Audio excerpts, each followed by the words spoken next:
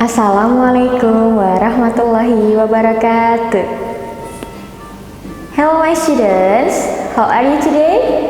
Bagaimana kabarnya hari ini? Bunda berdoa semoga semua anak-anak dan ayah bunda di rumah dalam keadaan sehat ya. Amin. Welcome back for another lessons of social science. But before we start our lessons today, let's pray basmalah first. Bismillahirrahmanirrahim. Amin. Today we are going to learn about kewirausahaan. Are you ready? Don't forget to prepare your book and your pen and listen to me carefully. Kewirausahaan. Anak-anak semua pasti sering ya mendengar istilah ini. Wirausaha berasal dari bahasa Sanskerta, yaitu wira dan usaha. Kata wira berarti manusia unggul, berbudi luhur, berjiwa besar, berani, dan memiliki kepribadian ataupun watak yang agung. Sedangkan pengertian dari usaha adalah suatu aksi ataupun tindakan yang dilakukan oleh seseorang untuk mencapai tujuan tertentu. Dengan demikian, wirausaha berarti usaha seseorang yang memiliki kepribadian yang unggul untuk mencapai tujuan tertentu yang bermanfaat. Pelaku wirausaha disebut dengan wirausahawan. Selanjutnya, kewirausahaan. Kewirausahaan adalah usaha kreatif yang dibangun berdasarkan inovasi untuk menciptakan sesuatu yang baru, yang memberikan manfaat dan memiliki nilai tambah, serta menciptakan lapangan pekerjaan bagi orang lain. Jelas ya pengertian kewirausahaan? Nah, ada dua komponen penting dalam kewirausahaan, yaitu kreativitas dan inovasi. Yang pertama yaitu kreativitas. Kreativitas adalah pengembangan ide-ide baru yang ada dalam diri manusia. Jadi, misalnya kita sudah ada suatu ide nih, nah, tapi kita selalu kembangkan ide yang ada dalam diri kita. Itu yang disebut dengan kreativitas. Komponen yang kedua yaitu inovasi. Inovasi sendiri adalah penciptaan produk ataupun layanan terbaru untuk pelanggan. Nah, kreativitas dan inovasi ini saling berkaitan satu dengan yang lain. Perbedaannya, kalau kreativitas itu berkaitan dengan imajinasi atau ide-ide yang ada dalam pikiran kita. Sedangkan inovasi adalah implementasi atau tindakan nyata dari apa yang kita pikirkan tadi. Jadi dari kreativitas kemudian dikembangkan menjadi sebuah inovasi. Itu ya, dua komponen penting kewirausahaan. Kira-kira anak-anak semua ada yang tahu tidak bagaimana cara mengembangkan jiwa kewirausahaan? Good. Ada 7 cara untuk mengembangkan jiwa kewirausahaan yang ada dalam diri kita. Cara yang pertama yaitu menjaga rasa ingin tahu. Jadi, masing-masing dari kita pasti memiliki rasa ingin tahu. Nah, itu yang perlu kita jaga. Cara yang kedua, mempertanyakan segala sesuatu. Jadi, segala sesuatu yang ada di pikiran kita, ketika itu kurang jelas, kita bisa menanyakan kepada siapapun dan kapanpun itu. Cara yang ketiga, yaitu tetapkan tujuan jangka panjang. Jadi, selain kita planning untuk kegiatan yang akan kita lakukan, kita juga harus planning tujuan jangka panjang kita seperti apa usaha yang akan kita kerjakan, kemudian akan kita kembangkan seperti apa usaha kita nantinya.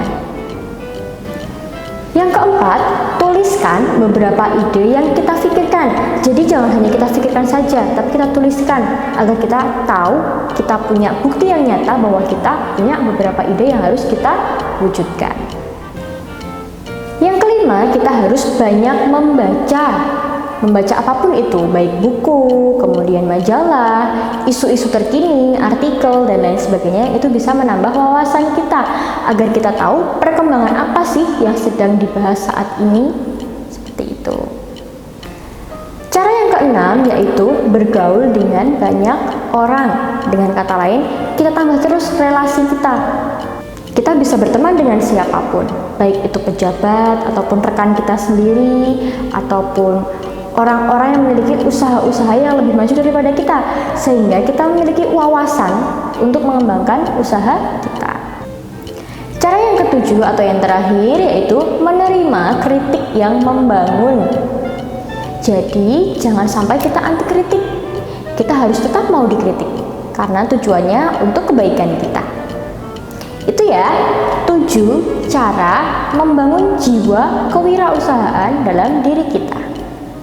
Selanjutnya, Bunda juga akan membahas manfaat menjadi wirausahawan. Ada 6 manfaat jika kita mau berwirausaha. Yang pertama, kita akan menjadi atasan untuk diri kita sendiri. Jadi kita adalah bos untuk diri kita sendiri.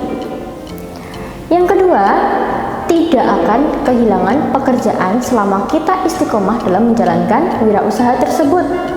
Karena apa? Usaha itu milik kita sendiri, sehingga kecil kemungkinan kita akan kehilangan pekerjaan. Manfaat yang ketiga yaitu kita mempunyai kesempatan untuk mengendalikan masa depan kita sendiri. Jadi akan kita buat seperti apa nih masa depan kita? Akan kita kembangkan seperti apa masa depan kita, usaha kita? Nah, kita bisa planning sendiri dengan berwirausaha. Manfaat yang keempat yaitu memiliki kesempatan untuk mengembangkan kreativitas kita sendiri. Jadi kita punya ruang dan wadah untuk mengekspresikan kreativitas ataupun ide-ide yang ada dalam diri kita untuk mengembangkan usaha kita. Manfaat yang selanjutnya yaitu kita bisa menciptakan lapangan pekerjaan untuk orang lain. Jadi selain kita menjadi bos untuk diri kita sendiri, kita juga menjadi bos dari orang lain, yaitu karyawan kita. Manfaat yang terakhir yaitu kita bisa mendapatkan imbalan sesuai dengan prestasi kita. Jadi kita bisa atur sesuai porsi berdasarkan prestasi yang kita sudah raih. Itu ya, manfaat kewirausahaan. Selanjutnya yaitu peran kewirausahaan dalam pembangunan perekonomian di Indonesia. Tadi Bunda sudah bahas ya, apa itu kewirausahaan, siapa itu wirausahawan, dan apa itu wirausaha. Bunda sudah bahas di depan tadi.